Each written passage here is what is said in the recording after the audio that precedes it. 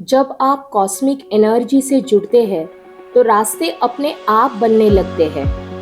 ब्रह्मांड आपका इंतजार कर रहा है। प्रॉब्लम्स खत्म नहीं होते, लेकिन आपकी एनर्जी बदल जाती है तो प्रॉब्लम्स का इम्पैक्ट खत्म हो जाता है।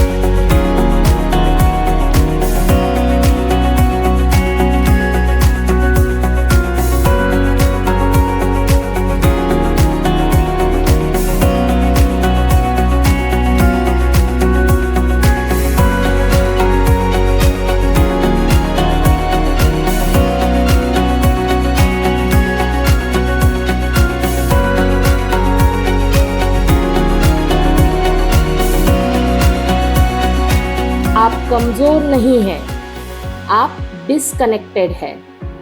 जब आप कॉस्मिक एनर्जी से जुड़ते हैं तो डर गायब हो जाता है।